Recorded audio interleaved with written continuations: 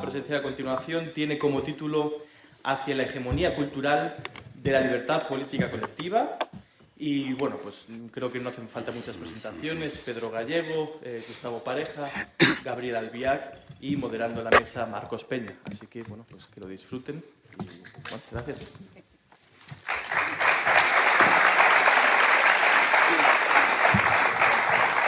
¿Se escucha, no? Sí. Bueno, pues buenas tardes casi ya. Y vamos a empezar con el debate. Yo intentaré, bueno, pues moderar los tiempos un poco. Espero que no os peleéis mucho. Y porque es un tema, yo creo que apasionante. Se trata de, bueno, pues de abordar, yo creo que dos de los conceptos más importantes que en el pensamiento del siglo XX puede haber, ¿no? Hegemonía cultural, por una parte, y por otra, pues la libertad política colectiva como concepto nuclear del pensamiento de don Antonio. Si hay cualquier sintagma nominal que pueda definir el pensamiento de don Antonio, es la libertad política colectiva. En un principio vamos a tratar, por una parte, la hegemonía cultural. Se dice hacia, efectivamente, porque es un concepto, la hegemonía cultural, y ya lo decía Gramsci, que es un concepto gramsciano, aunque Lenin lo tocó solo para...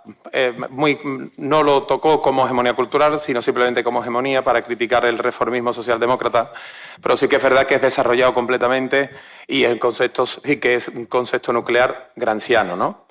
En este caso, pues bueno, pues decimos hacia la hegemonía cultural porque ojalá la hegemonía cultural pues hoy fuese la libertad política colectiva y no ese consenso que, bueno, que llevamos toda la mañana viendo cómo, no solo en España, sino fuera de aquí, pues ha dado lugar a esa deformidad del lenguaje y a esa deformidad mental, porque al final la deformidad del lenguaje trae causa de la deformidad mental del hablante, ¿no? Bueno, en un principio, introducir la hegemonía cultural, como hemos dicho, es de Gramsci, de Antonio Gramsci, es un concepto pues central en este pensador marxista y que, bueno, pues él lo elabora y lo desarrolla prácticamente en cuadernos desde la cárcel. ¿Y cuál era principalmente su idea? Su idea era pues diferenciarse, veía las diferencias claras con la conquista del poder por parte de Lenin en Rusia y consideraba que Occidente, la conquista de ese poder no podía hacerse desde arriba, sino que tenía que hacerse desde abajo. Y surge necesariamente el concepto de sociedad civil frente a sociedad política. Es ahí, de la sociedad civil, donde existe esa lucha por esa hegemonía que no hace referencia a lo que es el dominio, que lo plantará en el Estado, en esa sociedad política que él llamará, y es la sociedad civil donde existe esa pugna por esa hegemonía cultural para que las clases dominantes ejerzan pues ese poder sobre las clases dominadas. A mí me gustaría, y entrando ya en la mesa, que, empezando por don Gabriel, que nos pudieran explicar en un principio, para ir entrando en temas, las diferencias, sobre todo desde conceptos marxistas que tuvo Gramsci, entre lo que era hegemonía cultural y dominación, o dominio por parte del Estado, que eran dos conceptos totalmente distintos, entrelazados, pero distintos, para ir entrando un poco en el debate. Gabriel, por favor. Sí, me permitirán, en primer lugar, un brevísimo capítulo de agradecimientos. Aquellos que formen parte de mi gremio, que es el de la filosofía, con seguridad conocen el texto fundacional en el cual Platón cifra el origen de su dedicación, que es, en sentido propio, la apuesta por una antipolítica. Carta séptima, antaño, cuando yo era joven, sentí lo mismo que les pasa a otros muchos. Tenía la idea de dedicarme a la política tan pronto como fuera dueño de mis actos. Lo que viene a continuación es el bien conocido análisis de la guerra del Peloponeso, e inmediatamente la conclusión de que mejor abandonar eso y dar lo que Platón define como el largo rodeo a través de la filosofía para tratar de entender que es lo que hace ingobernables a las sociedades. Bien, solo la amistad de don Antonio explica que yo haya sido invitado aquí entre ustedes que pertenecen a esa...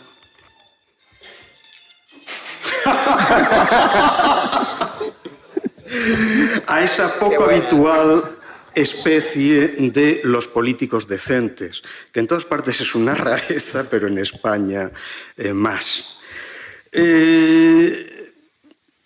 Quien les va a hablar hoy se sitúa en la posición que mejor que nadie definió el viejo Epicuro. Es necesario liberarse uno mismo de las cadenas de las ocupaciones cotidianas y de los asuntos políticos, y quien ha apostado por la idea de que lo que a la filosofía concierne no es la política, sino el análisis de las inconsistencias sobre las cuales se funda el discurso político.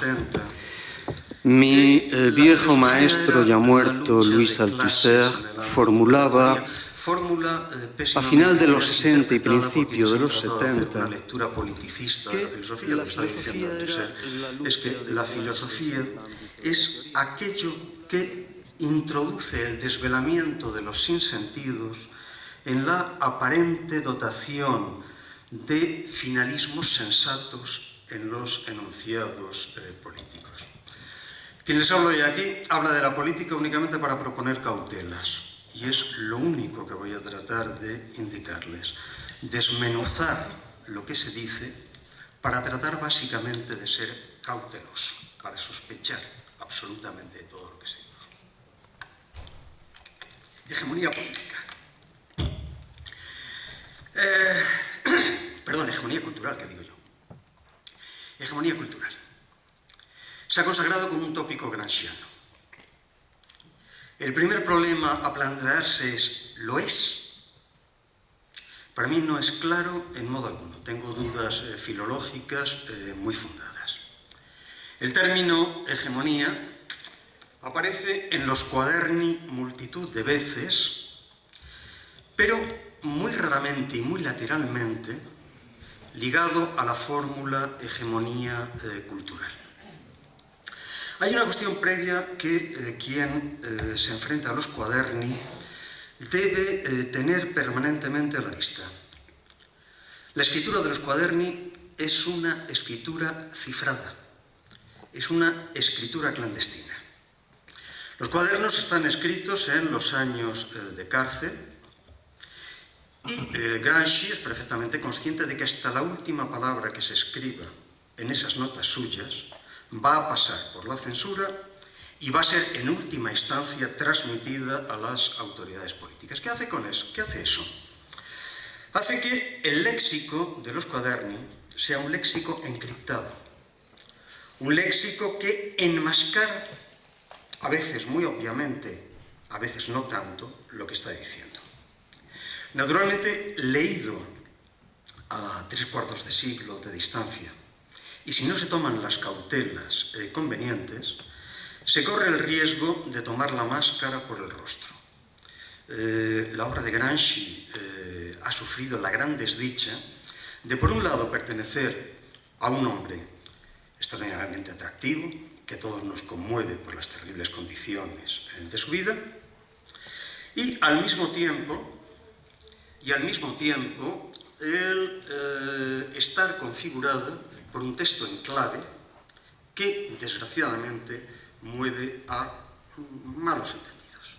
Les daré el más conocido de todos porque es muy sencillo. Intelectual orgánico. Ustedes se hacen una idea de las sandeces que ha habido que oír a lo largo del último medio siglo acerca de el intelectual orgánico. Incluso puesto en plural, los intelectuales orgánicos, para supuestamente referirse a aquellos intelectuales que están organizativamente estructurados dentro de una organización militante. Miren, eso no tiene ni pies ni cabeza. Gramsci escribe intelectual orgánico sencillamente porque si escribe lo que está designando, es decir, Partido Comunista, el texto no hubiera podido sobrevivir, habría sido destruido. Intelectual orgánico no significa los intelectuales que trabajan en favor de nadie. No, intelectual orgánico es el partido. Partido que, por lo demás, en el planteamiento de los Quaderni, opera exactamente igual en el área del Partido Comunista que en el área del Partido Fascista, porque notablemente lo que se está planteando es una concepción del partido como totalidad. Por eso, naturalmente, hablamos de modelo totalitario. Pasemos al problema que nos atañe hoy y que es más complicado. ¿Qué dice Gramsci cuando dice hegemonía, cuando dice hegemonía? Diversas cosas. Voy a darles una serie de pasajes claves al respecto.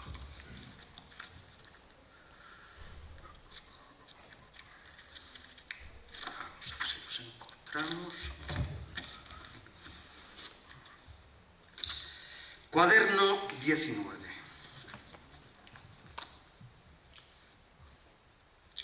El problema de la dirección política en la formación y el desarrollo de las naciones y del Estado moderno en Italia, se llama el parágrafo, en el cual aparece esa idea de que el criterio metodológico sobre el cual es necesario fundar el propio examen sería el siguiente: que la supremacía de un grupo social se manifiesta de dos modos: como dominio y como dirección intelectual y moral. Un grupo social puede, por lo tanto, y debe ser dirigente ya antes de conquistar el poder del gobierno.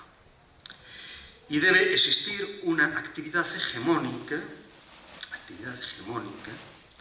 incluso antes del asalto al poder, y que es necesario contar con la fuerza material tanto como con el poder para ejercer una dirección eficaz. Es decir, en primer lugar, hegemonía es sinónimo de dirección política. En segundo lugar,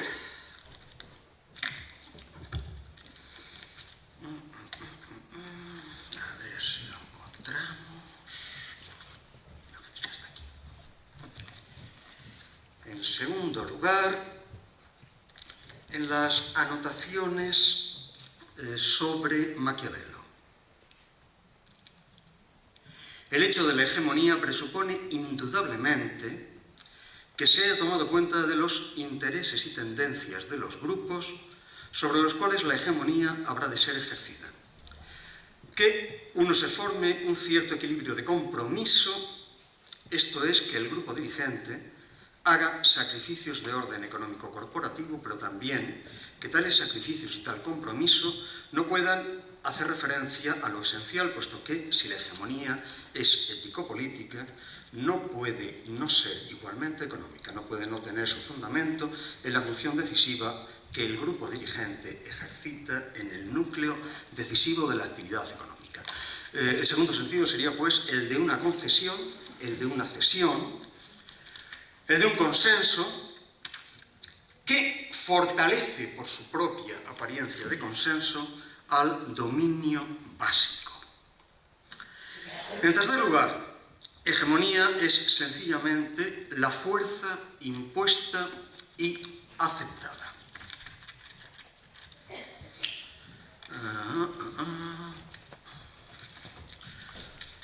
Cuaderno sexto. Está haciendo referencia a la caracterización del Estado como Estado gendarme o vigilante nocturno.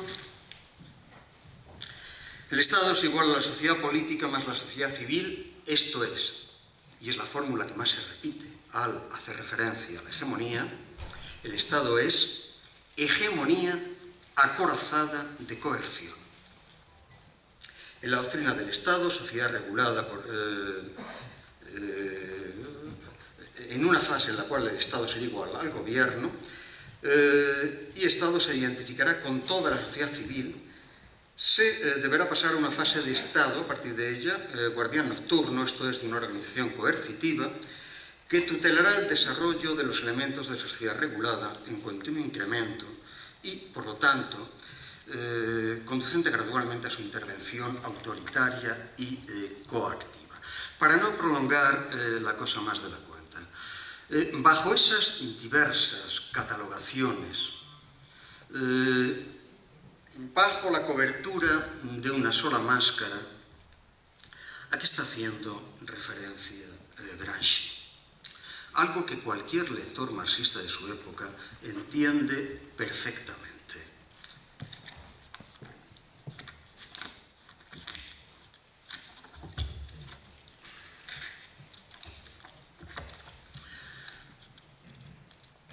Cuaderno 10. El principio teórico práctico de la hegemonía tiene también él una perspectiva nosológica y, por lo tanto, en este campo de búsqueda, la aportación teórica máxima de Illich, dice Gramsci, de Illich, y por tanto es la aportación máxima de Illich a la filosofía de la praxis. Aquí habría hecho progresar la filosofía en cuanto hace progresar, Illich habría hecho progresar la filosofía tanto cuanto hace progresar la doctrina y la práctica de la política. Naturalmente, cualquier lector de su época descifra perfectamente ese Illich, que en italiano no significa nada. Ese Illich es sencillamente Illich, es decir, es Vladimir Ilich Lenin. ¿Cuál es el elemento de descodificación que ese cuaderno 10 nos da? Algo, en mi opinión, es una idea muy sencilla, la idea de que hegemonía remite en Gramsci a los mecanismos de producción material de la subjetividad, a los cuales llama Illich, Vladimir Ilich Lenin, con una denominación ligeramente distinta. No hegemonía, sino dictadura del proletariado.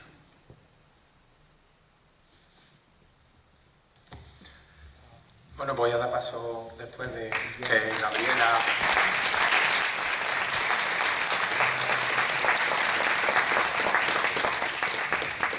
Gabriela pues conceptuado perfectamente el concepto. A mí me gustaría ahora que Pedro, que no ha hablado todavía... ¿Sí? Gustavo, pues bueno, pues nada.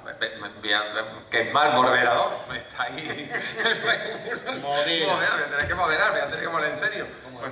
Bueno, pues Gustavo, que un concepto una vez conceptuado por Gabriel de una manera inmensa y perfecta y detallada, me gustaría, antes de hablar de la hegemonía cultural de la política, de la libertad política colectiva, o de lo que hay hoy, ¿no?, de una hegemonía cultural del consenso político, me gustaría ver si nos puedes diferenciar entre lo que es hegemonía cultural y hegemonía electoral, que no tiene nada que ver, como un paso previo a la hegemonía política. Es decir, tenemos hegemonía cultural como base, hegemonía electoral como paso medio a conseguir la hegemonía política.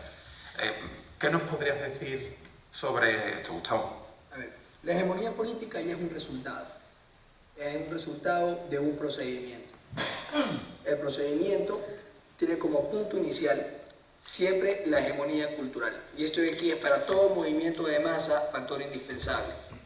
Es decir, si yo quiero crear un grupo y que ese grupo vaya a combatir por algo y pretenda ganar, y ese combate es el procedimiento, yo tengo que lograr convencerlos. Yo tengo que dar una idea que los aglutine y los reúna a todos.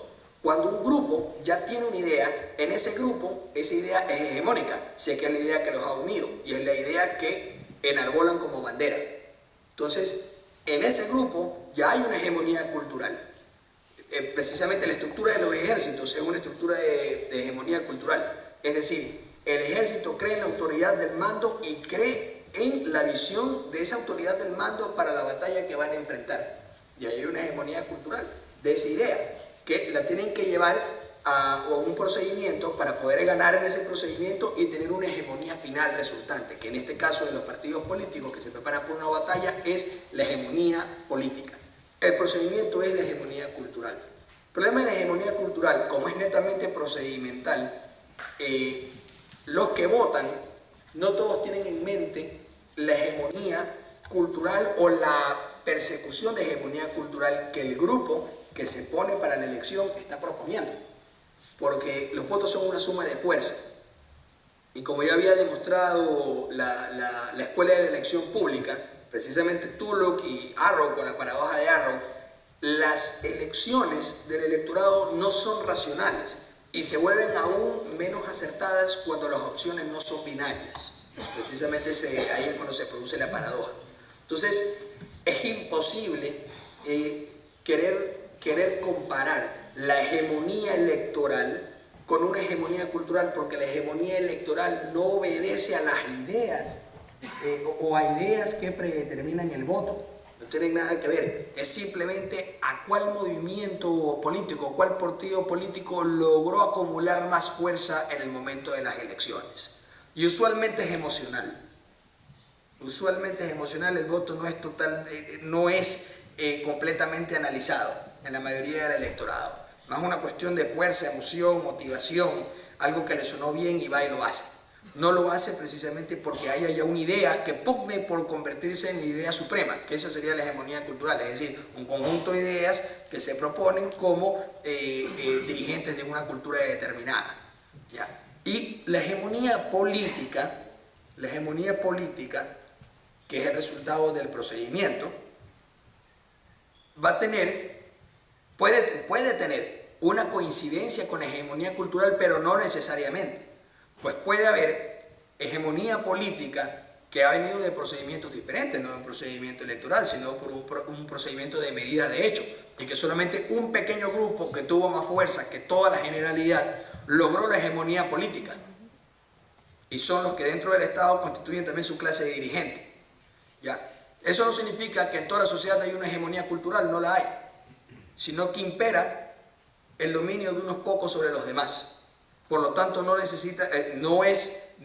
hay una correlación siempre entre la hegemonía cultural con la hegemonía política. Puede haber hegemonía política sin que esa hegemonía política tenga la hegemonía cultural, porque la hegemonía cultural, cuando hay coincidencia entre la hegemonía política y la hegemonía cultural, es que los sometidos a la hegemonía política crean en las mismas ideas que vienen de arriba hacia abajo como hegemonía cultural propulsada desde los que ejercen la hegemonía política. Tiene que haber una coincidencia.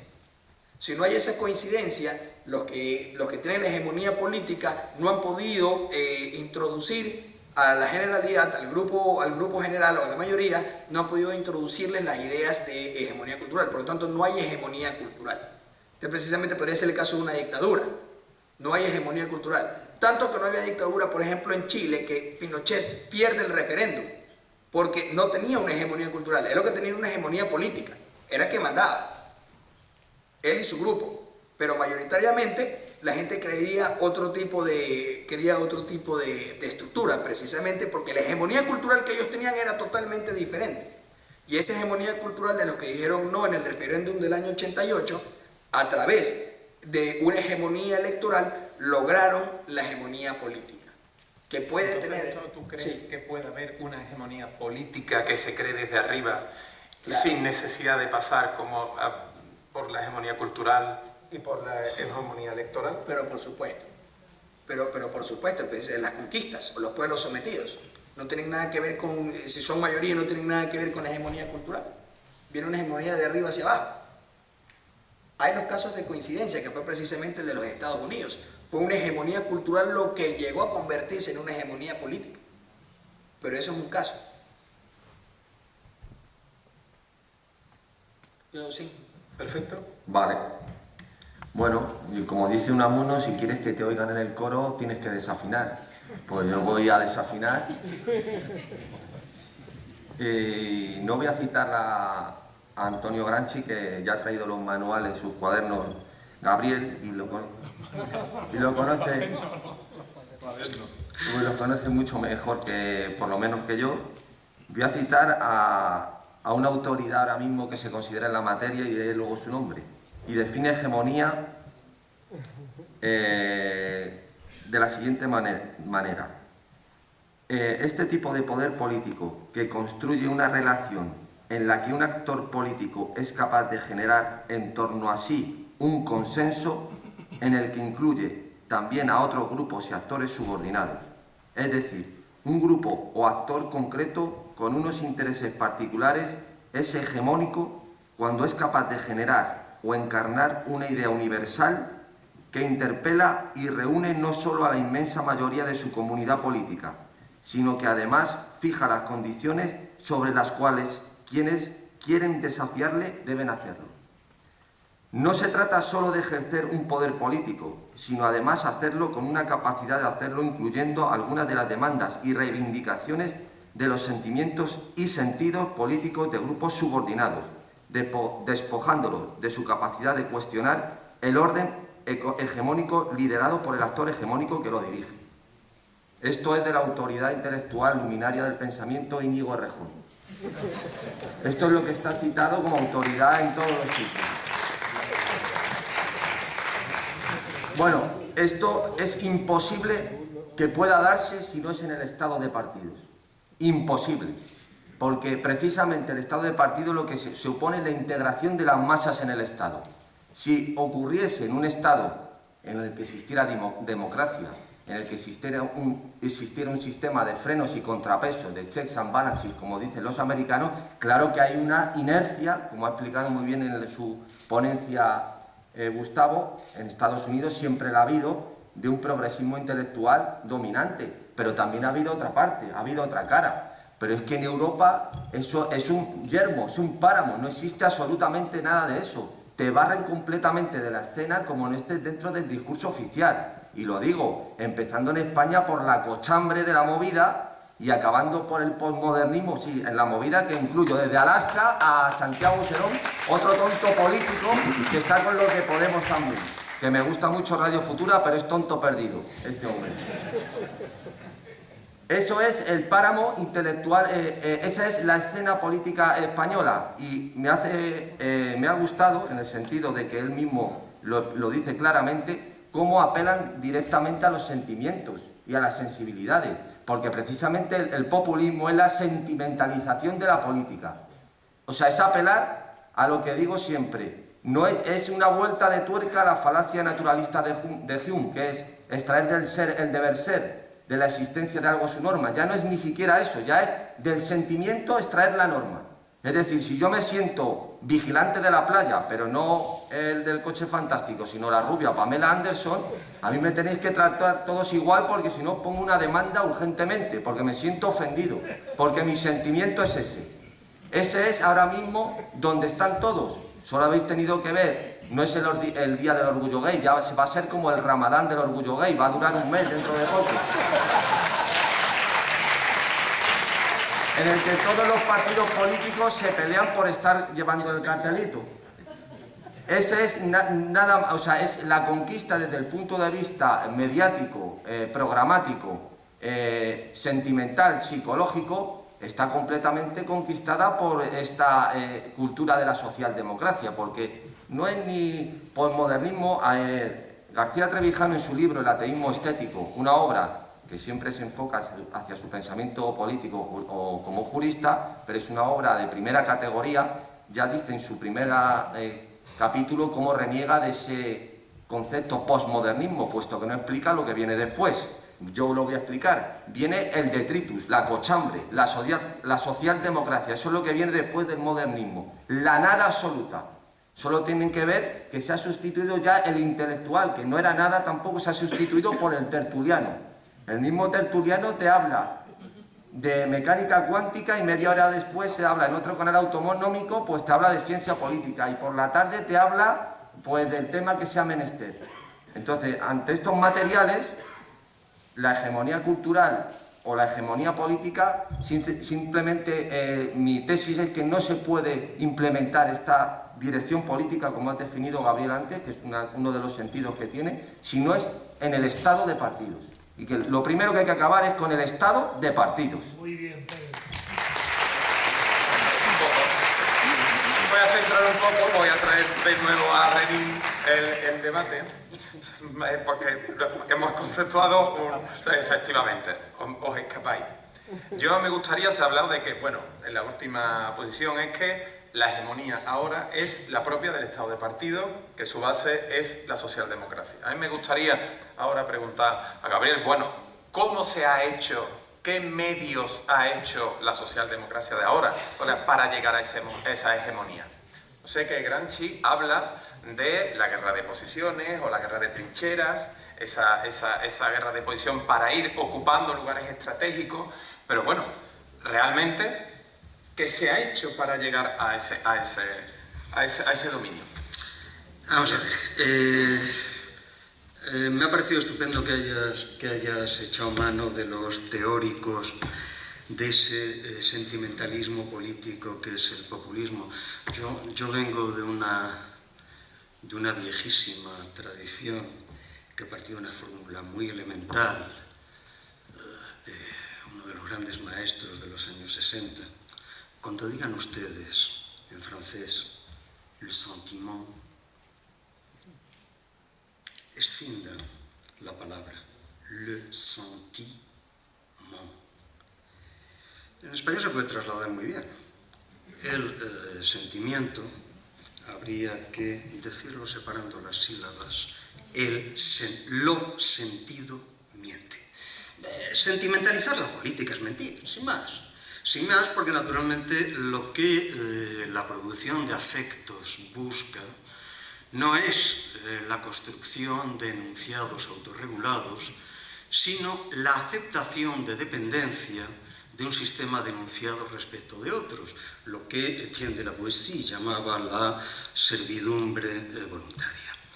En lo que concierne a la cuestión de la hegemonía, has hecho muy bien en citar probablemente al único teórico serio en España del populismo, que es Errejón, que en última instancia lleva al límite la idea, de origen gramsciano, eso hay que decirlo abiertamente, de que la hegemonía es planificable. ¿Qué demonios quiere decir que la hegemonía es planificable? Quiere decir que las construcciones simbólicas y esa amalgama de estructuras simbólicas a la cual llamamos sujeto son construibles de acuerdo con una intención finalísticamente ordenada. Bueno, eso tiene un nombre en filosofía, se llama idealismo, lo configuró como tal, exactamente en esos términos, Fichte en su primera lección de septiembre de 1794 en Jena, y configura precisamente el horizonte frente al cual Marx, de modo muy concreto, tratará de construir una teoría de la subjetividad como constructo, esto es, como estructura derivada de procedimientos de construcción material no intencionalmente organizados. En 1794, ¿qué es lo que dice Fichte? Algo sencillo que todos sus oyentes entienden. Fichte acaba de ocupar la cátedra de Jena, es su lección inaugural, interpela a sus alumnos y les dice: miren, ante ustedes y ante mí se abre una tarea histórica. Solo hay dos perspectivas posibles en filosofía: la que considera que el yo es producido por el no yo, o la que considera que el no yo es producido por el yo. La primera existe ya, pero no podemos aceptarla porque es un materialismo. Entre ustedes y yo emprenderemos la tarea de construir una filosofía de la originariedad ontológica del yo. Naturalmente, eso es lo que Fichte ya ahí llama un idealismo trascendental y lo que Schelling, muy pocos meses después, en las cartas sobre el dogmatismo y el criticismo, definirá en los términos de que una de dos, o no sujeto y objeto absoluto, o bien no objeto y sujeto absoluto. Toda la preocupación de Marx ha sido precisamente la de recuperar esa posición materialista que tanto él como Fichte y como Schelling saben tienen un nombre, Spinoza, es decir, la idea de que lo que llamamos sujeto no es más que un objeto entre objetos sometido a los mecanismos de determinación causal tan perfectamente codificables como el de cualquier otra realidad. Digo, toda la preocupación de Marx es recuperar eso. En sentido propio, yo creo que no lo logra conceptualmente hasta un extraño trabajo muy poco manejado, desgraciadamente, del año 1867, lo que designamos como el capítulo sexto inédito del libro primero del Capital, texto que es retirado del Capital cuando el texto está en cuando la primera edición del Capital está en pruebas, en la cual Marx propone el concepto que hasta entonces no ha utilizado de subsunción real, para designar que la subjetividad no es otra cosa que la cristalización del sistema de conflictos de poder, que por lo tanto no hay sujeto proletario y sujeto capitalista, sino que lo único que existe es la relación llamada capital, de la cual lo que vulgarmente se denomina proletariado, como lo que vulgarmente se denomina burguesía, no son más que funciones. Dicho de ese modo, naturalmente, la referencia voluntarista queda automáticamente liquidada para forzarnos a entender la subjetividad como el resultado de la construcción. En los años 60, alguien que no tenía gran cosa que ver con el marxismo, pero que conocía muy bien de lo que hablaba, lo formulaba en términos psicoanalíticos al decir que, miren ustedes, seamos serios, cuando hablamos de sujeto, si pretendemos hablar con rigor, estamos hablando exclusivamente del sujeto de la frase, y eso no tiene estructura ontológica. Es una función gramatical. La imposición de contenido sobre una categoría gramatical no es otra cosa que la imposición de un sistema de poder como tal. Mi viejo maestro, al que hacía referencia hace un momento, Althusser, daba forma más sencilla a eso, explicando que lo que llamamos sujeto no es más que el resultado final de un proceso de assujettissement. En español se puede traducir perfectamente. El sujeto no es más que la cristalización de una red de sujeciones. Si eso es así, naturalmente, el sujeto, a fin de cuentas, no es más que ese conglomerado de imágenes del que nos hablaba Spinoza, y que en 1966 el gran Guy Debord teorizaba en un libro que vale la pena releer tantos años después, porque en su momento pensábamos que era una hipérbole y hoy nos resulta solo un anticipo, llamado La sociedad del espectáculo. Miren ustedes, el lugar de la representación hoy, y no solo en España es la caricatura, pero no solo en España, no son ya los parlamentos.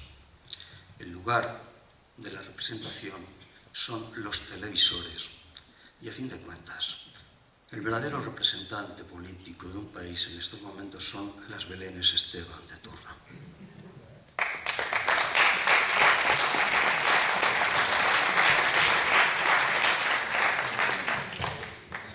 Bueno, voy a lanzar otro tema para que Gustavo pueda... Acabamos de asentar que lo que tenemos enfrente es la degeneración más clara de nuestra clase política, idealizada por una socialdemocracia que solo tiene como base el nihilismo intelectual.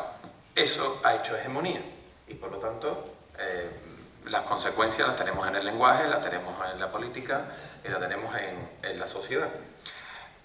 Como paso medio, Gustavo ha dicho que no es necesario para conquistar la hegemonía electoral y la hegemonía política necesariamente esos tres pasos desde abajo, ¿no? Y tenemos en cuenta que hoy en el estado de partidos en que vivimos está degenerando y la representación que acaba de hacer Gabriel es totalmente exacta. Mi pregunta es la siguiente. Sabemos claro que la libertad política colectiva como hecho, como acción, es posible que pueda construir o constituir otro edificio político. Pues muy bien, yo planteo ahora en la mesa. Ya hemos diagnosticado, sabemos que la hegemonía cultural hoy es de los tertulianos, de los programas de televisión que no saben absolutamente nada, de los Íñigo y Rejones y de los miembros y miembros. Perfecto. Me gustaría que la mesa pues dijera o se pronunciara sobre, uno, cómo es posible que podamos romper, que podamos hacer contrahegemonía. Sabemos que la hegemonía es necesario que la clase dominante, la clase dominada, haya una especie de diálogo en el que existe pues, el consentimiento, una aceptación por parte de la clase dominada sobre lo que le impone la clase dominante. Yo pregunto, ¿cómo es posible, cómo podemos hacer esa contrahegemonía, cómo podemos hacer esa hegemonía alternativa para romper la hegemonía que hoy está encima? ¿Qué paso previo debemos dar para ir conquistando la libertad política colectiva, que es el último tema al que vamos a abordar? Gustavo, por favor.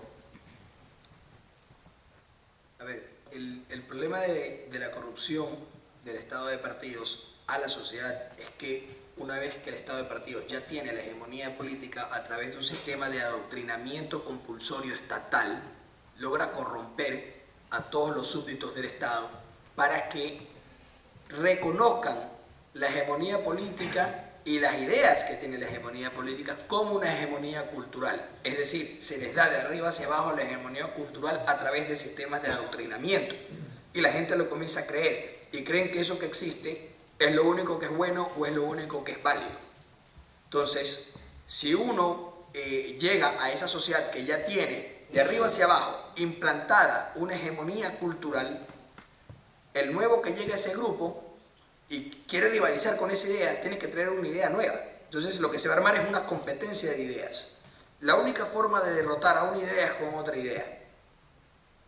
Ese sujeto nuevo que trae la idea tiene que convencer con esa idea. Es que hay dos maneras de alcanzar la hegemonía cultural. O te adoctrinan o te convencen.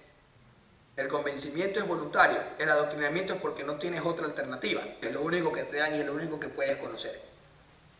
La realidad está totalmente encasillada. En cambio, el que es convencido puede elegir, porque él puede acudir a diferentes lugares donde lo pueden convencer. Entonces, ese individuo, ese sujeto que quiere traer la idea nueva, tiene que convencer a otros para formar un grupo de que hay una idea correcta. Si el poder de convencimiento es muy grande, y usualmente lo es cuando la idea es sólida, no necesita ser tan profunda la idea, porque no todos los que van a ser convencidos van a entrar o van a creer en ese sistema de pensamiento por la profundidad y la estructuración de las ideas, pero sí porque les suena intuitivo o les suena lógico, aunque sea en una forma un poco superficial, ¿ya? Y tienen que convencerlos. Convencidos, formando un grupo, ahí sí se puede rivalizar por la hegemonía, es decir, va a comenzar la lucha de las ideas. Pero siempre comienza con una idea, es decir, tiene que llegar uno nuevo, dar la idea, convencer, formar el grupo para que ese grupo comience a pugnar contra los otros grupos, es decir, contra los grupos que tienen ya la idea que les ha venido desde arriba, la idea preconcebida, y también al mismo tiempo deslegitimar al grupo que por haber tenido la hegemonía política les ha pasado a los que están abajo una hegemonía cultural. Es decir, una hegemonía cultural venida de abajo de los individuos va a rivalizar contra los que están convencidos por los que tienen la hegemonía política y va a rivalizar también contra los que tienen la hegemonía política. ¿Es posible? Claro que es posible. Sin duda que es posible. La historia lo ha demostrado que es posible. Se puede perder como se puede ganar. Los movimientos independentistas de América precisamente es la demostración de que una hegemonía cultural venida de abajo hacia arriba triunfó. Que después unos hayan tenido unos sistemas políticos, organizaciones políticas adecuadas o inadecuadas es otra cuestión. Pero la hegemonía política de ese momento, la hegemonía cultural de ese momento, que era la idea de naciones libres que rompan con el imperio colonial, se hizo mayoritaria. Cuando la mayoría de pobladores colonos de la zona estaban a favor del imperio colonial, pero fueron convencidos de algo contrario, de que se puede hacer y no sería excepción en el moderno estado de partidos. Es difícil porque no se puede competir electoralmente, porque es caer en el mismo juego de ellos. Es decir, no vas a ir a jugar en el mismo territorio, en un territorio arreglado, como ir a intentar ganar en un casino. donde ya está todo arreglado. Es algo muy parecido. O sea, las probabilidades son muy escasas. Y intentar corregir el sistema desde adentro es absurdo si el sistema es inservible. El sistema tiene que ser reemplazado. Entonces tienen que crearse estrategias para poder derribar el sistema. Y las estrategias para derribar el sistema son dos, siempre. O lo deslegitimas o lo arrasas a cañonazos. Nosotros buscamos deslegitimarlo. Y una vez deslegitimado, nadie va a querer seguirlo. La hegemonía política va a ver que da órdenes y las órdenes ya no van a ser cumplidas, entonces en ese momento van a caer. Y la otra es por la vía de la Revolución Armada, que eso fue lo que lograron los Estados Unidos. Pero eso fue en un contexto dado porque estaban realmente oprimidos y la lucha revolucionaria fue una lucha defensiva para ganar una libertad que les había sido quitada. Pero veo perfectamente aplicable una idea que logre la hegemonía cultural desde abajo para rivalizar contra lo que ya está establecido y derrotarlo deslegitimando. Es totalmente coherente y posible. Yo te quería preguntar, acaba de decir Gustavo que dos ideas. Lenin decía la conquista directa, Gramsci, la hegemonía cultural, son dos maneras distintas de alcanzar el poder. Me viene a la cabeza la deslegitimación. Nosotros queremos deslegitimar mediante la abstención activa. Bueno, mira, estaba ahí también una tercera vía, que es la que proponía la sociedad fabiana, que era una revolución poco a poco, que sería una cosa intermedia, pero bueno. Respecto ha citado antes Gabriela Fichte. Fichte, en los discursos a la nación alemana, hace referencia al concepto de nación cultural, que luego hablaré detenidamente porque creo que es primordial ahora mismo en el estado del arte en España. Pero básicamente lo que se está produciendo en España, sobre todo promovido por esta falsa izquierda, es, a mi juicio, lo siguiente, es una negación de la tradición. O sea, quieren dar un salto hacia adelante sin apoyarse en la tradición, es más, considerando que todo lo anterior hasta que han llegado ellos es despreciable. Como dije ayer, comenzando desde toda la historia del imperio hasta todo el periodo de la dictadura franquista y todo lo... O sea, no vale absolutamente nada. Todo comienza con ellos. Todo comienza con ellos. Por eso es muy importante el concepto que le dan ellos desde el que ven la plataforma, desde lo que ellos funcionan, dándole significados distintos a las categorías que normalmente ya tenían una significación aceptada, y sobre todo la importancia que le dan a los medios, a la propaganda. Como dije ayer, el ansia que tenía Pablo Iglesias por seguir continuando en la tuerca, pudiendo compatibilizar su función de diputado, sabiendo la importancia que para ellos tiene esa hegemonía de los medios de comunicación, esa manera de inocular su pensamiento hacia todo. Entonces, la cuestión que quiero plantear aquí ahora mismo es que la manera que se está proyectando esta hegemonía mediática o esta hegemonía cultural que existe en España es algo sorprendente. O sea, es decir, es una hegemonía artificiosa generada por una falsa izquierda en la que su condición, su denominador común es la negación de la nación española. Y entre otras cosas son los defensores del estatalismo, considerando, si repasamos lo que he leído, la definición de hegemonía de Rejón, eso es fascismo en vena. Pero fascismo en vena. Es la dominación del Estado a través de los sentimientos y mucho más. Es más, te dice incluso sentar las bases para que tu enemigo pueda enfrentarte, tu adversario, a ti. O sea, dirigen todo. Entonces, ante estos materiales, ¿qué es lo que se puede hacer? Pues lo primero, lo que estamos haciendo, denunciándolo aquí, reuniéndonos aquí, uniéndonos todos los que podamos al MCRC, siguiendo la doctrina intelectual, y sí, digo doctrina porque yo no tengo miedo a las palabras cuando están basadas en los hechos, de García Trevijano, como ya predijo en la transición que el estado de partidos, la única argamasa que lo uniría sería la corrupción. La corrupción sería el factor de gobierno.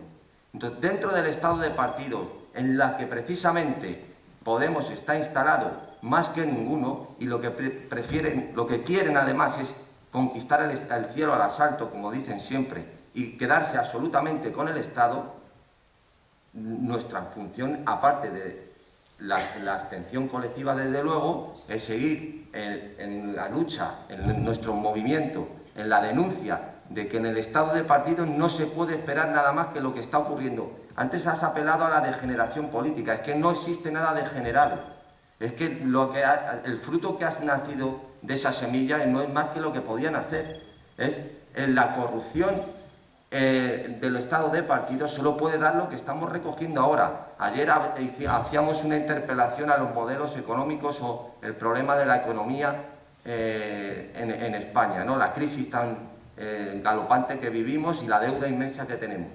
Es que el problema es, antes que económico, es político. Si no acabamos con el estado de partidos, no se va a solucionar absolutamente nada. Todos los que ellos han confiado en que desde dentro se puede regenerar el estado, este régimen, y lo siento, Gabriel, pero ahí me acuerdo de tu amigo Federico, que ha pasado por todos los partidos aspirando a que eso iba a haber un cambio, pues ha sido un desastre absoluto. Dentro del estado de partidos no se puede esperar nada. Todos los que entran dentro es la definición de Gerald Lifehold, que tú conoces también, Marcos. Una vez que existe el estado de partidos, desaparece todo átomo de representación. No se puede representar a nadie. Y más aún cuando encima es inexistente la separación de poderes. Entonces, nuestra primera función, denunciarlo aquí. Y yo lo denuncio, con la voz que me habéis dado.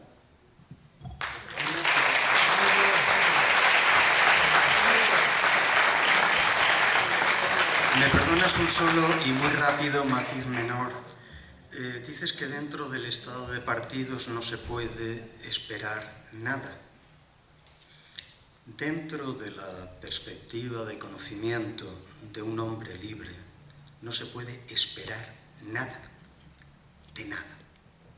Sencillamente porque la esperanza es el sinónimo de la servidumbre. Me refiero a la libertad política. No, pero quiero decir, olvidemos el término esperanza. Esperanza es una virtud teológica, por lo tanto solo es inteligible en los términos de la providencia. Sin la gracia y sin la providencia no hay esperanza. Los que somos materialistas hemos aprendido de Spinoza que el concepto de esperanza es la base de todas las servidumbres. Yo es que no me refería a esos términos teológicos cristianos. Me refería simplemente que si no existe un periodo de libertad política, no puede existir. Si no existe un periodo de libertad política colectiva, no puede haber libertad política. O sea, estoy completamente de acuerdo contigo, pero simplemente es una cautela léxica. Gustavo Bueno, cuyos discípulos estaban por aquí ayer, que fue un pensador de primerísimo, pero de primerísimo orden, decía con mucha gracia en algún momento que el progreso es la inconsciente forma laica de llamar a la providencia y que conviene ser muy cauteloso cuando se hace uso de categorías teológicas disfrazándolas bajo categorías laicas. Cuidado con la esperanza, no tiene más uso que el teológico. No, bueno, eso es lo que ocurre con cultura. Él lo denomina cultura sucedáneo laico de la gracia santificante. Exacto. Pero exacto. Yo no voy... Salvo que se utiliza en el sentido de cultivo agrario, dice sí. Gustavo, y tiene mucha razón. Los términos en los que nos estamos manejando y en los que nos movemos nosotros es que precisamente no existe democracia si no existen dos principios, que es representación y separación de poderes.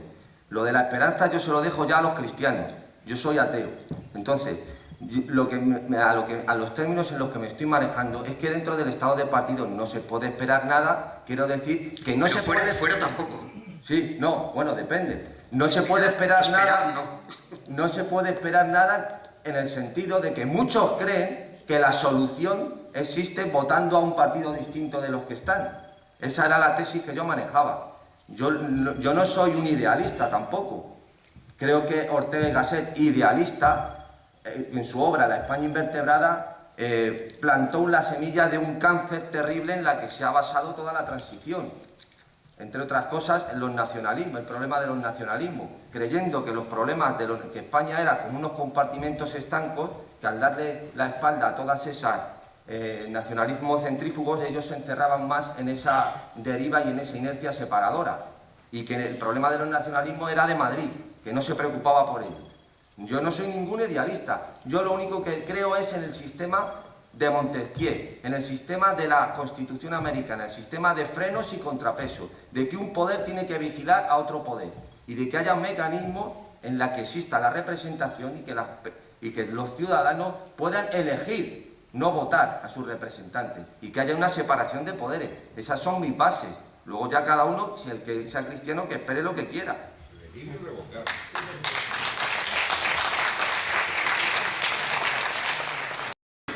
Dejadme que introduzca, ya que habéis hablado de la libertad política colectiva y como concepto, ya lo he dicho, esencial de la filosofía de don Antonio, que abordemos el concepto. Ya hemos hablado muchísimo de hegemonía cultural.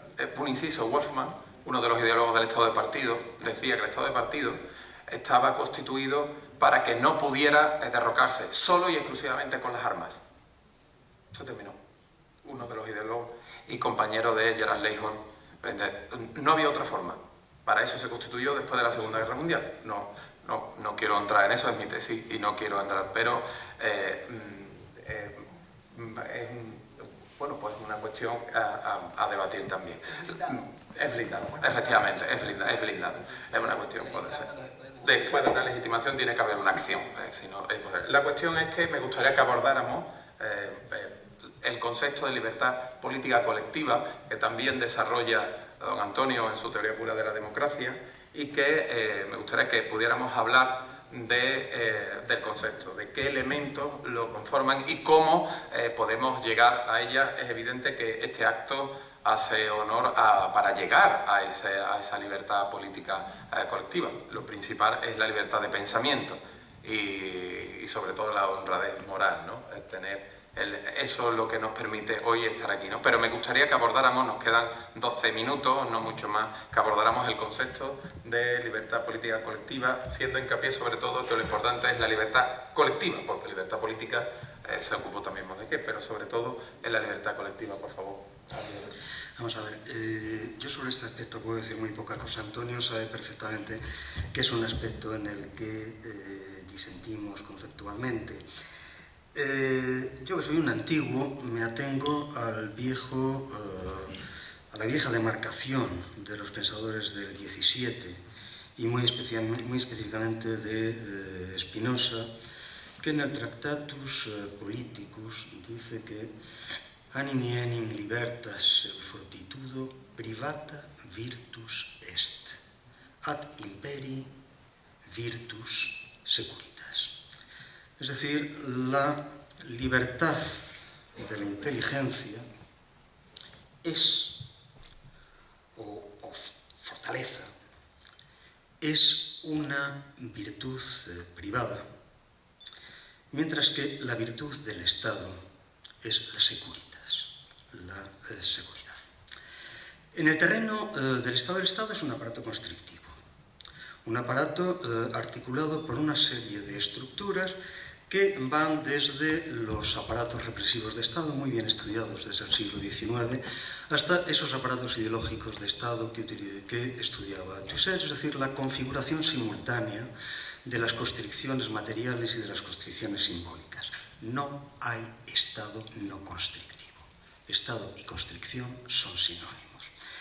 La libertad, que solamente puede ser definida en términos autodeterminativos, no puede configurarse en el caso de una realidad finita, como es la realidad humana, más que en aquellos campos que se autodefinen a sí mismos, es decir, en los campos estrictamente conceptuales. En lo demás, lo que llamamos libertad es una designación aproximativa que caracteriza el conocimiento de las determinaciones que rigen una actuación. No soy libre por tirarme desde un 20º piso pensando que mi libertad me hará salir volando.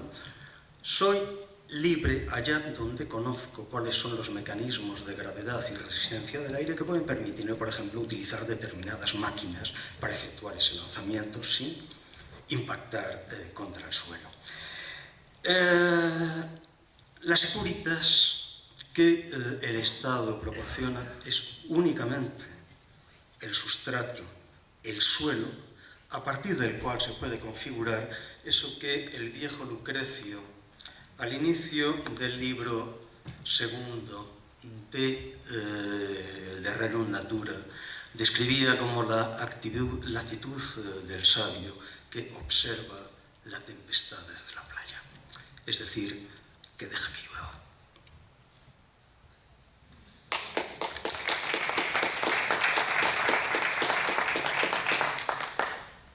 Bueno, mi posición es como la de don Antonio. Yo sí veo la libertad como algo colectivo, y lo es, y voy a explicar por qué. Es algo que ya ha comprobado la filosofía analítica moderna, una filosofía desarrollada después de Wittgenstein. Están también Frege, Hart, de todos los de la escuela de Cambridge, y ahora está también en los Estados Unidos, a partir de los años 70, especialmente Dreyfus, que fue también un existencialista, pero ahora asume la filosofía analítica, y John Searle. Y ellos explican, especialmente Searle, que ha hecho epistemología de la construcción de la realidad social, de que nosotros, los seres humanos, pensamos, cuando estamos en grupo, pensamos en nosotros pensamos. No es que yo pienso y yo sé que tú piensas porque tienes conciencia al igual que yo. No, pensamos. Precisamente cuando se juega un deporte en equipo, estamos conscientes, cuando estamos jugando fútbol, de que el equipo estamos jugando, de que el equipo queremos hacer un gol o de que tenemos que replegarnos y defendernos. Es decir, estamos conscientes de que hay una intencionalidad común, ¿ya? De que existe una intencionalidad común. Y de hecho, la intencionalidad común no siempre es consciente. Cuando digo consciente es que tienes que estar autoconsciente para reconocer que hay esa intencionalidad común. Por ejemplo, el uso del dinero.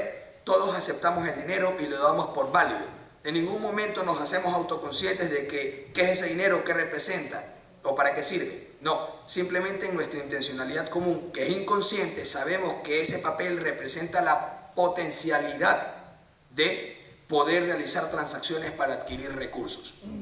Por lo tanto, las ideas colectivas o el pensamiento colectivo de libertad es totalmente coherente y totalmente relacionado con la naturaleza del hombre. Y esto es muy sencillo. ¿Cómo los hombres se dan cuenta que son libres? En el diálogo. Es decir, en una argumentación.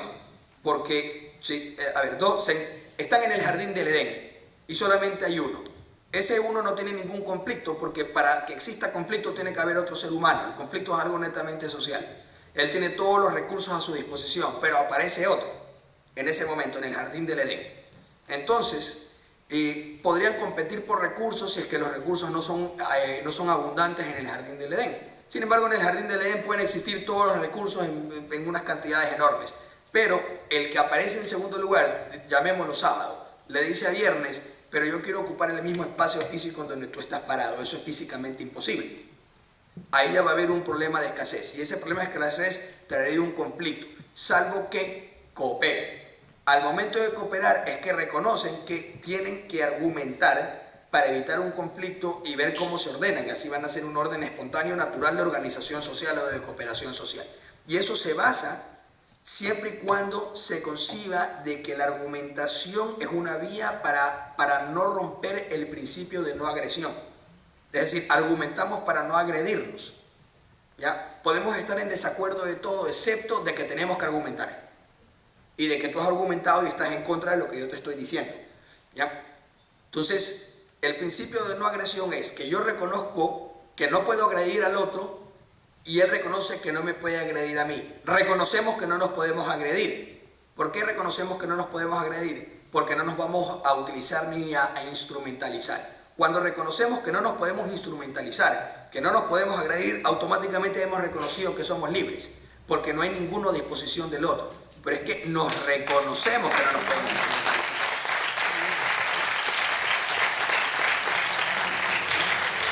Por eso siempre digo, el tema es de intencionalidad común. Cuando yo veo que otra persona razona, que tiene mente, que no es cerebro, que tiene mente, la mente es una alta función nerviosa. Es como la digestión, ¿no? Uno tiene órganos, pero la digestión uno no la puede ver empíricamente, pero sabemos que es una alta función de esos órganos, es la digestión. Igual es la mente. Cuando yo sé que otra persona piensa, no es que yo interiorizo, digo, esa persona es persona porque tiene conciencia al igual que yo. No, yo pensamos, y por eso le hablo a la otra persona y sé que me va a responder. Porque ya está predeterminado biológicamente en nosotros la capacidad de determinar de que somos colectivo, de que somos. Si no, no existiría la construcción gramatical del somos. Somos, precisamente. ¿Ya? Entonces, desde ese punto de vista, las dinámicas colectivas comienzan a tener una explicación. ¿Por qué las dinámicas colectivas tienden a seguir un liderazgo? O muy sencillo, porque ese liderazgo representa la intencionalidad común. Y no es que se ponen a preguntar entre ellos, oye, ¿representa la intencionalidad? ¿Te representa? No. Se da automáticamente. Todos hemos venido aquí a seguir a don Antonio, no porque nos hemos puesto a cuestionar entre nosotros si es que hemos reconocido el principio de libertad política colectiva como un principio guía. No. Simplemente cada uno de nosotros lo siente. Y una vez que hemos llegado en forma individual, nos damos cuenta que todos nosotros somos repúblicos, que todos nosotros creemos en la libertad política colectiva. Porque Ayac no. Ayac no, exactamente. Exactamente.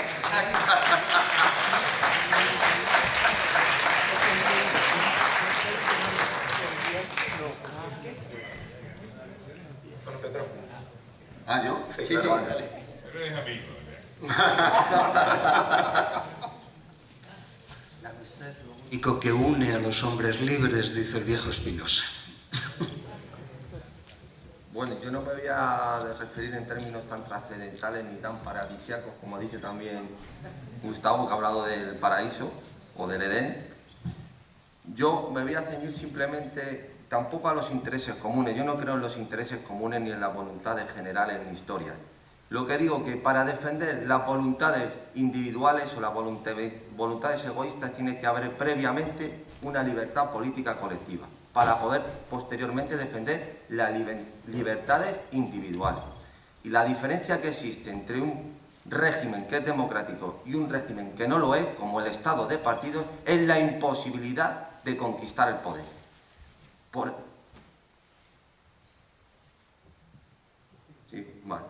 Es precisamente la imposibilidad que existe, la imposibilidad de alcanzar el poder cuando esa es la garantía que da precisamente un periodo de libertad colectiva, como el que existió en Estados Unidos. Aquí me acuerdo, tú que eres muy aficionado al cine, Gabriel, en la película celebérrima Caballero sin espada, la defensa que hace al final él, eso precisamente es la garantía que te da el sistema que tiene en Estados Unidos, sin perjuicio de las anomalías, de los desagravios, de las corrupciones que pueda haber. Pero ya tienen ellos sistemas para revertir esa situación, entre otros fundados por el constitucionalismo americano, como es las doctrinas del juez Marshall, por ejemplo.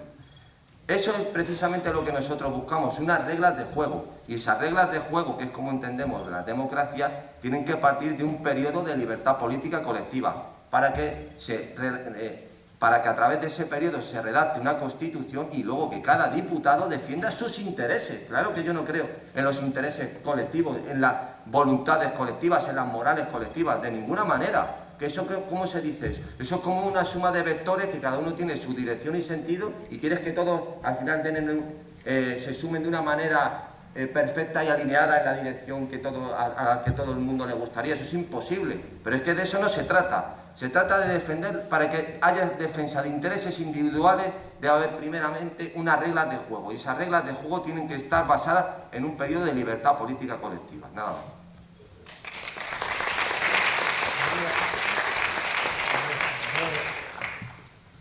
A mi gran amigo Albiac, que está aquí no solo porque es amigo, sino porque es un filósofo, un pensador, un escritor de primer orden, y como este movimiento MCRC, no digo mucho más yo en particular, puedo desafiar a cualquier pensador del mundo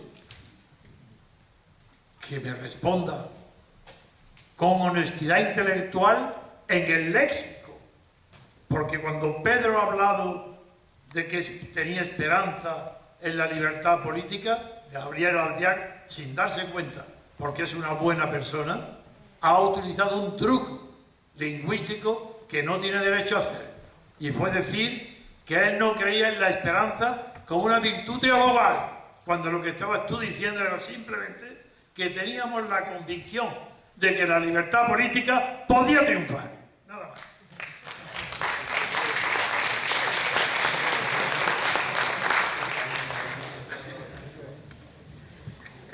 ¿Hay que decir algo? No, simplemente que los hombres libres no tienen esperanzas.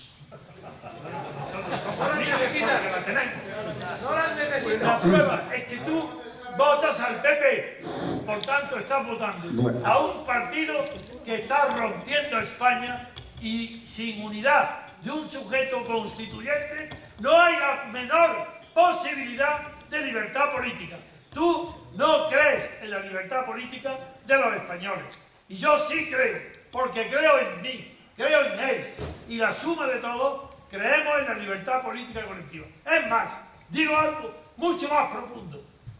¿Cuál es el fundamento de la libertad individual? De la tuya. ¿Cuál es tu fundamento? No lo tienes. No tienes fundamento. Tú eres un hombre libre sin fundamento. Porque para que tú estuvieras fundado como hombre libre, tendrías que tener un fundamento del fundamento. Como digo Heidegger y como ha dicho Paul Sartre. Y ese fundamento del fundamento de la libertad política se llama libertad política colectiva. Quieras tú o no quieras. Perdón, Antonio, pero el fundamento del fundamento lo toma Heidegger de un tal Jacob Böhme, que es la fuente de inspiración directa del nazismo. Bueno, por eso Sartre dice: el día que desaparezca la hegemonía cultural del marxismo, mientras eso no desaparezca, dice literalmente por Sartre, no será posible concebir el fundamento del fundamento de las libertades. Y cuando desaparezca la hegemonía del marxismo, se podrá descubrir ese fundamento. Y ese fundamento lo he descubierto yo. La libertad política colectiva, porque ya no hay predominio del marxismo. Y Sartre lo apoyo sus palabras. Pienso como él. Mientras estuvisteis todos dominados por la filosofía materialista del marxismo, tú, claro, fundado en Spinoza, yo también admiro a Spinoza. Me siento, no tengo crítica ninguna contra él, pero las palabras de Paul Sartre no coinciden con las tuyas, no me hace falta. Sartre tiene la inmensa ventaja de que su evolución teórica, desde los primeros artículos, por ejemplo, de crítica literaria, que es lo que empieza inicialmente, hasta las conversaciones con Denis Lévy, van atravesando prácticamente toda la esfera del pensamiento del siglo XX. Lo conozco bien porque he trabajado mucho tiempo a Sartre. Y naturalmente que tú puedes encontrar posiciones sobre el marxismo en Sartre que son absolutamente contradictorias.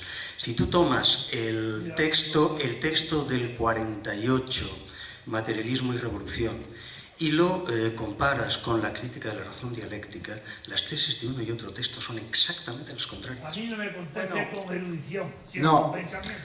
Pero acá hay un tema, perdón que me meta, hay un tema que usted como profesor de filosofía, que lo tiene que conocer, yo también soy profesor de filosofía, muchos años, que es, no existe libertad individual sin un medio que sea libre. Usted no puede plantear, después de 2500 años de hablar sobre la libertad, que puede existir la libertad individual. No hay libertad individual si no hay libertad colectiva. Muy bien. Usted forma parte Me voy a parar porque no puedo hablar así. Usted tiene que saber, señor, ya que usted citó a Guy Debord, que fue amigo mío, usted tiene que saber que uno piensa en situación. Cuando on parle de la société del spectacle, on parle de terroir, uno habla sobre el terreno, uno habla situado. Nosotros, los filósofos americanos, siempre planteamos este tema. Planteamos el tema desde dónde. ¿Por qué? Porque tenemos un problema de pertenencia. Nos tenemos que dar un lugar en el mundo. De ahí que, por ejemplo, en América haya surgido todo el tema este de la filosofía de la liberación, de la teología de la liberación, por una necesidad. Uno puede estar o no de acuerdo, pero sabe uno bien que no puede plantear el tema como un egoísta lógico, como diría Max Scheler, de la libertad individual, si esa libertad, uno es libre individualmente en una comunidad que es libre. Cuando acaba de hablar el joven que dice, señores, no podemos pensarnos aisladamente. Yo creo que, y lo que dijo usted cuando lo contradijo sobre el tema de la esperanza, me parece simplemente un sofista, no es un filósofo, porque uno no puede buscar una chicana de esta naturaleza, porque este hombre está hablando de esperanza política, en el sentido de no cerrar el horizonte, de no reducirse a una especie de el epicureísmo contemporáneo de rascarse el ombligo, pensar porque uno se puede rascar el ombligo. Yo creo que usted tiene que aceptar, tiene que ser autoconsciente, es decir, ¿cómo nace la libertad individual? La libertad individual no es hacer lo que uno quiere como un capricho subjetivo. La libertad individual nace cuando uno va tomando autoconciencia, se va viendo como hombre libre. La libertad se va haciendo lentamente. Cuando uno toma conciencia de uno mismo, uno ahí hace el paso del yo al nosotros. Esto lo explicó Hegel en 1806. Usted tenía que haber pasado de Spinoza, haber leído que la filosofía sigue, pero usted pegó un salto extraordinario. Usted se olvidó a Hegel. Y usted sabe como yo que hubo dos filósofos en toda la historia de la filosofía que merecen ser leídos, que son Aristóteles y Hegel. Y si usted no leyó Hegel, usted se quedó en el siglo XVII, y me parece extraordinario, pero su razonamiento es inatingente respecto de la realidad que estamos viviendo hoy en el siglo XXI y en 2017. Nada más.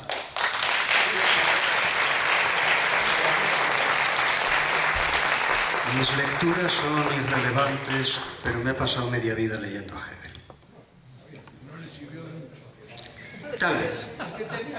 Usted tiene que pensar, si habla de Hegel, tenía que haber pensado el paso del yo al nosotros. Sí, y tal vez usted debiera pensar en el fragmento del más antiguo sistema del idealismo alemán que configura los primeros elementos del romanticismo que culminan en la tradición totalitaria alemana. Pero eso usted no lo puede decir. Mire.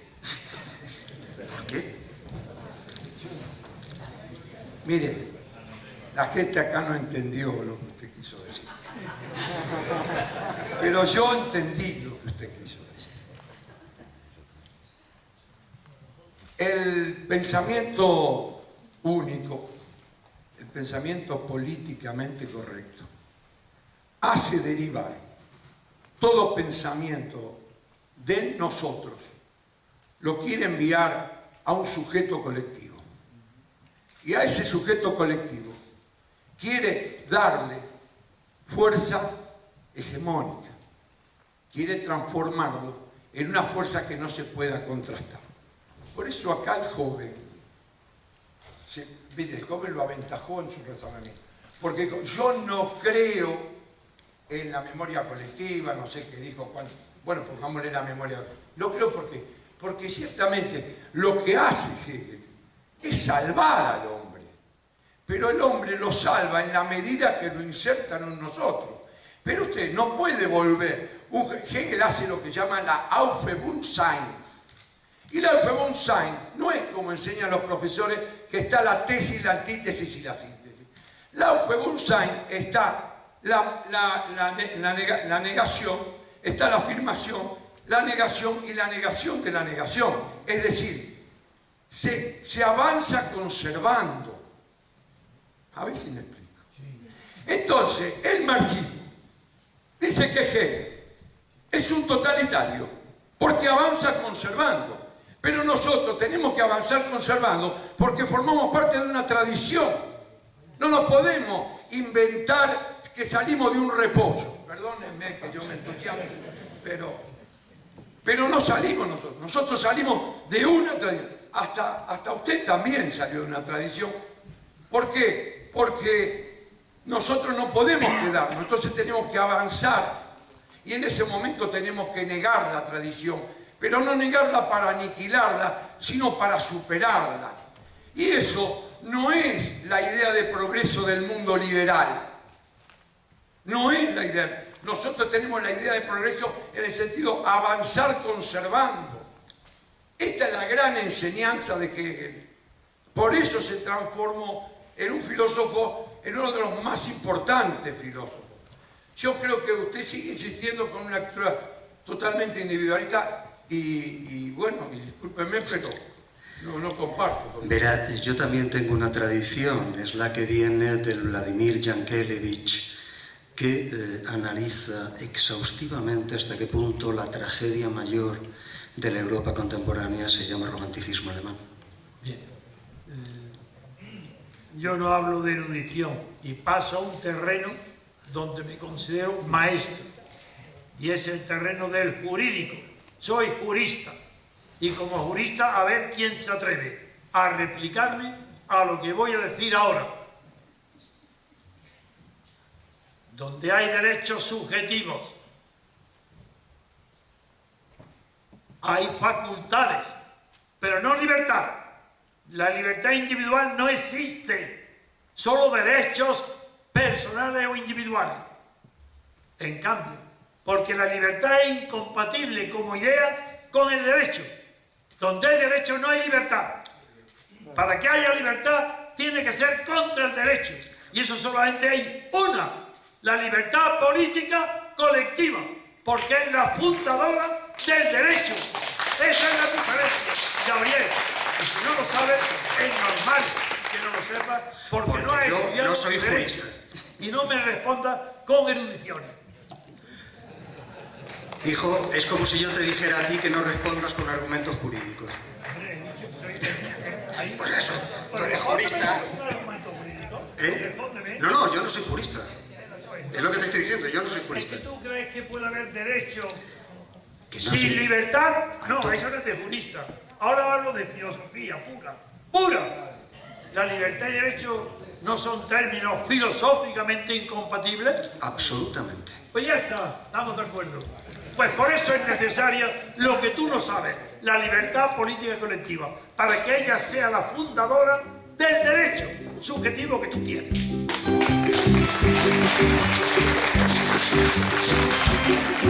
Muchas gracias.